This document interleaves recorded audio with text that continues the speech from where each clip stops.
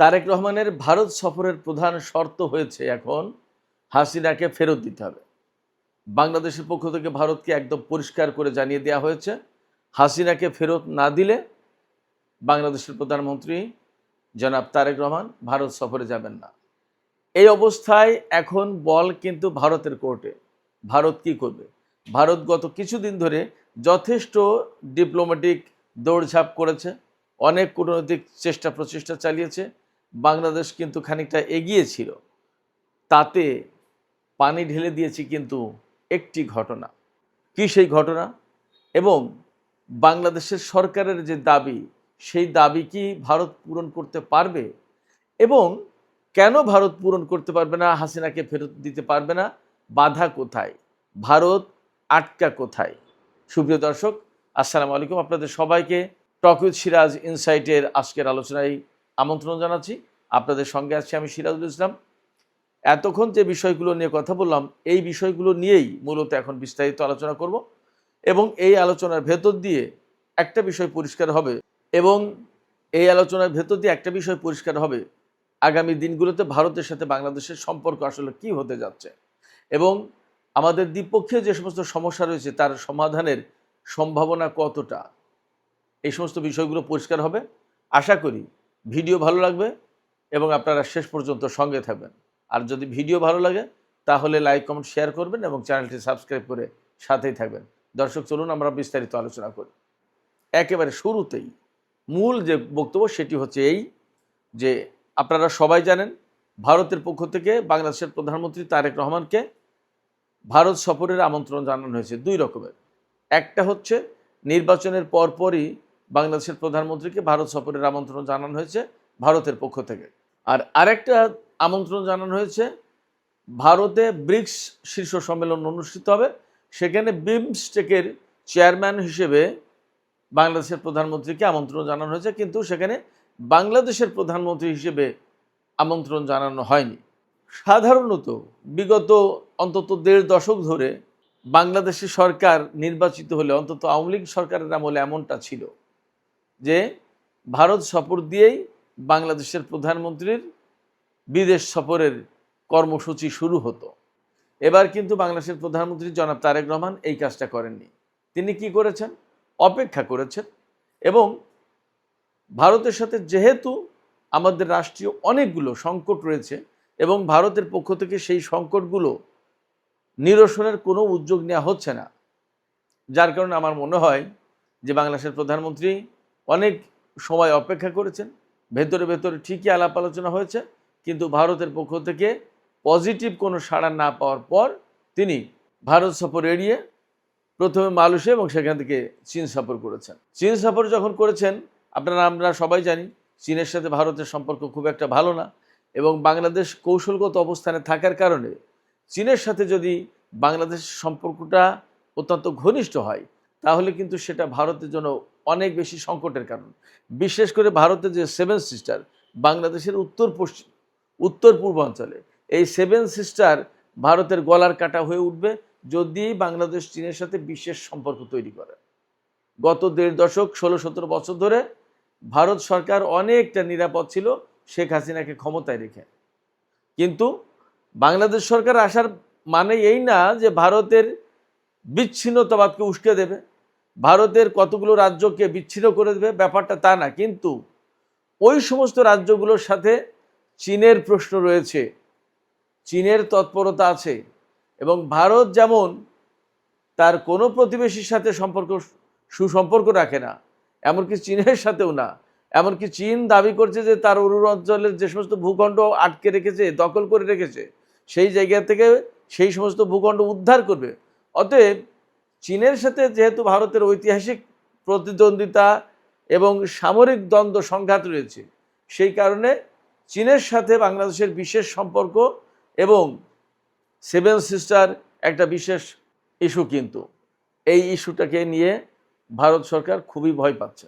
শুধু তাই না, বাংলাদেশের সাথে যে তিস্তা প্রকল্প নিয়ে, তিস্তার চুক্তি নিয়ে দীর্ঘদিন যাবৎ ভারত তালবাহানা করে এসেছে, একবার পশ্চিমবঙ্গের সরকারকে আর পশ্চিমবঙ্গের সরকার কেন্দ্রীয় সরকারকে। এই এই পক্ষ ঠেলে দেয় ওই পক্ষের কাছে, আর ওই পক্ষ ঠেলে দেয় এই পক্ষের কাছে। বাংলাদেশকে জলে ভাষা শ্যাওলার মতো ব্যবহার করেছে তারা।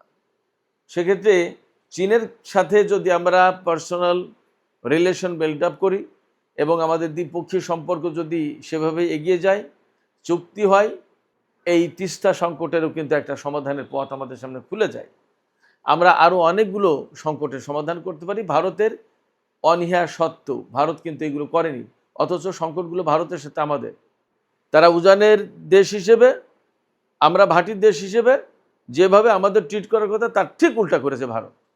শুধু একটা জায়গায় না, তো সব জায়গায়। বিদ্যুতের সংকট, বিদ্যুতের ব্যাপারে বাংলাদেশকে একেবারে ভারতের উপর নির্ভরশীল করে ফেলেছিল হাসিনা সরকার, এবং হাসিনা সরকারকে ক্ষমতায় রাখার বদৌলতে বিনিময়ে ভারত এই কাজগুলো করেছে। এখন হাসিনা সরকার উৎখাত হয়েছে গণ অভ্যুত্থানের মুখে, এবং ভারত এই জায়গায় সংকটে পড়ছে। এখন উপায় কি? শুধু তাই না, মুসলিম বিশ্বের সাথে বাংলাদেশের বিশেষ সম্পর্ক তৈরি হচ্ছে, এবং নতুন নতুন নানা রকমের জোট হচ্ছে। সেই সমস্ত জায়গায় বাংলাদেশ কীভাবে অ্যাডজাস্ট করবে সেটাও ভাববার বিষয়, সেটা নিয়েও হয়তো ভাবনা চিন্তা করা হচ্ছে। এই জায়গায় ভারত এখন চাপে, যার কারণে গত 1-1.5 সপ্তাহে আমরা যথেষ্ট দৌড়ঝাঁপ দেখেছি। ভারতের যিনি হাই কমিশনার দীনেশ ত্রিবেদী, তিনি যেমন দৌড়ঝাঁপ করেছেন, তেমনি রয়ের প্রধান বাংলাদেশে এসছেন। আরও টেবিলের তল দিয়ে, টেবিলের নিচ দিয়ে আরও অনেক কিছু হচ্ছে, কিন্তু বাংলাদেশের পক্ষ থেকে একদম পরিষ্কার করে আজকে বক্তব্য দেওয়া হয়েছে। বাংলাদেশের শর্ত পরিষ্কার করে দেওয়া হয়েছে যে শেখ হাসিনাকে ফেরত দিতে হবে বাংলাদেশের কাছে। শুধু শেখ হাসিনাকে দিলে হবে না, আরও আওয়ামী লীগের যে সমস্ত পলাতক লোকজন ভারতে রয়েছে, মামলায় যারা কনভিক্টেড, যারা দোষী সাব্যস্ত হয়েছে, তাদেরকে ফেরত দিতে হবে। শুধু তাই না, শরীফ উসমান হাদিকে যে হত্যা করা হয়েছে, তার যে হত্যাকারী যে 2 জন ভারতে আটক রয়েছে, তাদেরকে ফেরত দিতে হবে। এরকম বেশ কিছু শর্ত সরায় দেওয়া হয়েছে। এই শর্তগুলো যদি পূরণ করে, এবং বাংলাদেশের পক্ষ থেকে একদম পরিষ্কার করে বলা হয়েছে যে বাংলাদেশের প্রধানমন্ত্রী ভারত সফরে যাবেন, তার জন্য উপযুক্ত এবং সুন্দর পরিবেশ নিশ্চিত করতে হবে। তা না হলে বাংলাদেশের প্রধানমন্ত্রীর পক্ষে ভারত সফর করা সম্ভব হবে না। এখন বল ভারতের কোর্টে। সবচেয়ে বড় প্রশ্ন হচ্ছে যে শেখ হাসিনাকে ফেরত কেন দেবে না ভারত, এবং গণ অভ্যুত্থানের মুখে যে ব্যক্তি পালিয়ে গেল তাকে আশ্রয় দেওয়ার কি আছে? ভারত তো বিশ্বের গণতান্ত্রিক দেশ হিসেবে নিজেকে দাবি করে, যেখানে জনগণের অভ্যুত্থানের মুখে একটা স্বৈরশাসক পালিয়ে গেল, তার প্রধান পালিয়ে গেল, এবং তার ম্যাক্সিমাম মন্ত্রী, এমপি, আওয়ামী লীগ সরকারের আজ্ঞাবাহী সরকারি কর্মকর্তারা ভারতে অবস্থান করছে, এবং তাদের ফেরত দেওয়ার জন্য বাংলাদেশ বারবার অনুরোধ জানিয়েছে, চিঠি দিয়েছে।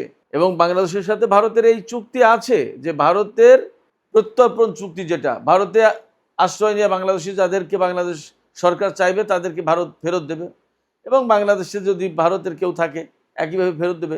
এবং বাংলাদেশ থেকে ভারতের কাছে বেশ কিছু লোককে তুলে দেওয়া হয়েছিল। এখন ভারত কেন দেবে না? যদি না দেয় তাহলে ভারতের সাথে বাংলাদেশের সম্পর্ক একেবারেই তলানিতে গিয়ে ঠেকবে। যার কারণে আমি বারবারই বলছি যে এই সিদ্ধান্ত ভারতের কাছে, তারা কি করবে সেটা তাদের ব্যাপার। আমাদের পক্ষ থেকে পরিষ্কার করে বলা হয়েছে। একটা জিনিস বুঝতে হবে, আমি সবসময় যে কথা বলি যে বাংলাদেশের সাথে ভারতের সম্পর্কটা হওয়ার কথা ছিল অত্যন্ত মধুর এবং বন্ধুত্বের। কারণ ভারত আর বাংলাদেশ একদম নিকটতম প্রতিবেশী দেশ। শুধু তাই না, বাংলাদেশের মুক্তিযুদ্ধের সময় ভারত আমাদেরকে সহযোগিতা করেছিল, অথচ মুক্তিযুদ্ধের পরে 1-2 বছরের ভেতরেই ভারতের যে ভূমিকাটা, সেই ভূমিকাটা কোনো মতেই গ্রহণযোগ্য না, কোনো মতেই গ্রহণযোগ্য না। বাংলাদেশকে তারা একটা করদ রাজ্যে পরিণত করার চেষ্টা করেছে বিভিন্ন সময়। ফারাক্কাই বাদ দিয়েছে, তিস্তার চুক্তি করেনি, আমাদের ঠিকমতো পানি দিচ্ছে না, ন্যায্য হিসেবে পাচ্ছি না আমরা পানির। উজানের অন্তত 54টা নদীতে বাদ দিয়েছে। ভারত সীমান্তে কাঁটাতারের বেড়া দিয়েছে, যেটা অত্যন্ত আপত্তিকর।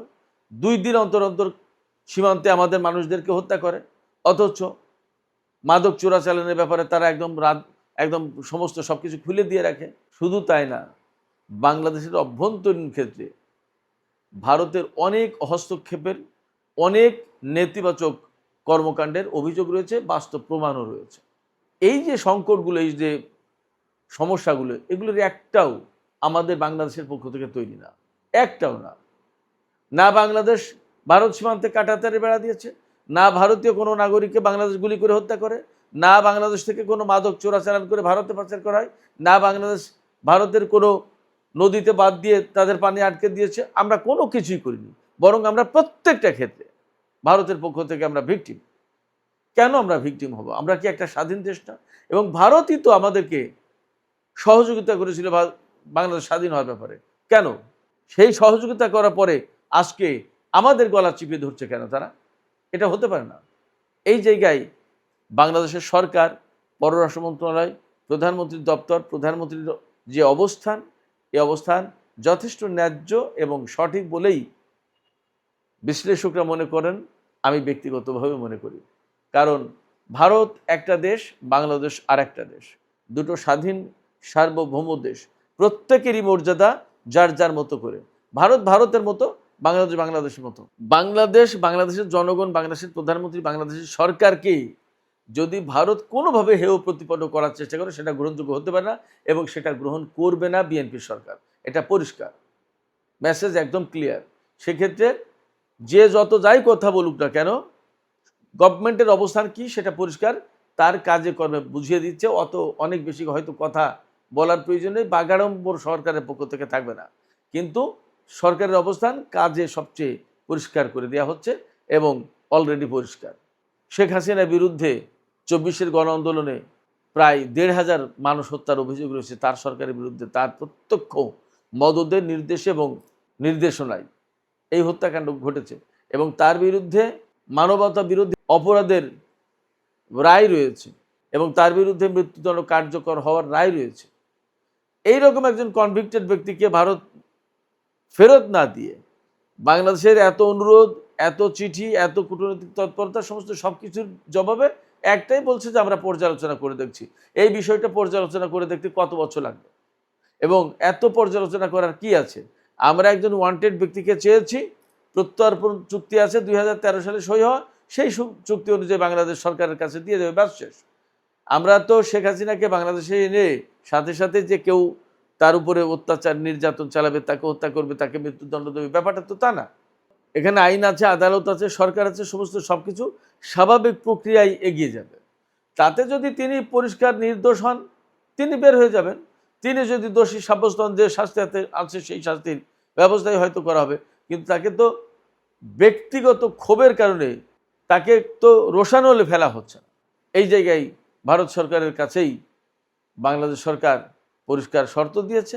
এখন শর্তগুলো ভারতের পক্ষ থেকে পরিষ্কার করতে হবে, পালন করতে হবে।